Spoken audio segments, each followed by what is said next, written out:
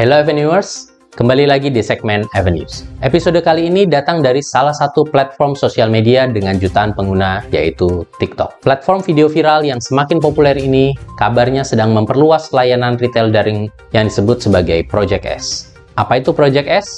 Project S TikTok adalah agenda yang dibuat oleh perusahaan induk TikTok yang berbasis di Tiongkok, yaitu ByteDance, yang ingin mulai menjual produk melalui aplikasi tersebut, dengan tujuan ingin bersaing dengan Shein dan Amazon. Pada Juni lalu, pengguna di Inggris mulai melihat fitur belanja baru dalam aplikasi TikTok yang disebut Trendy Beat.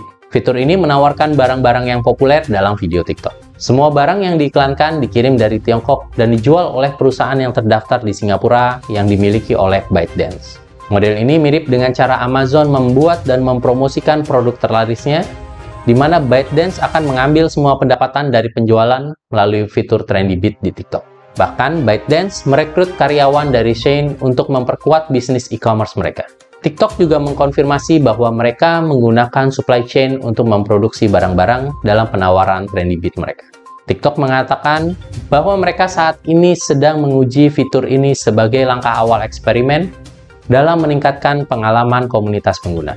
Dengan langkah ini, ByteDance berusaha mencari pendapatan baru untuk membesarkan valuasi perusahaan yang mencapai 300 miliar US dollar.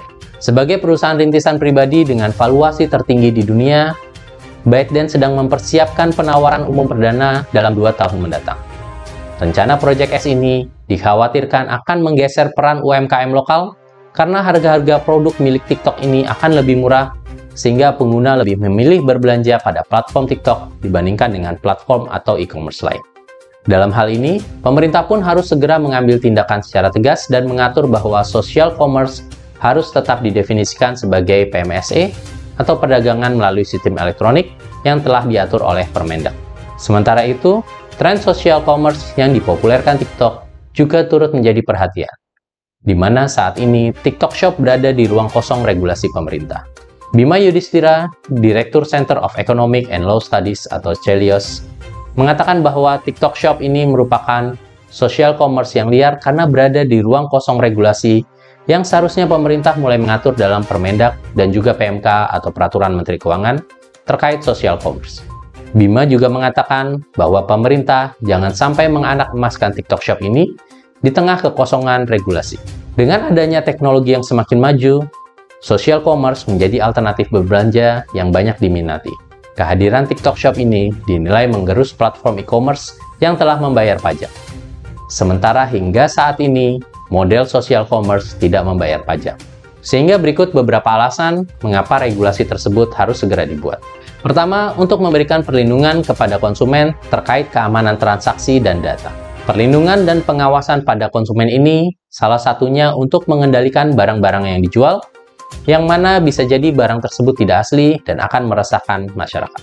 Kedua, memberikan perlindungan bagi pelaku usaha lokal dan produsen lokal, sehingga social commerce tidak mengesampingkan usaha di dalam negeri.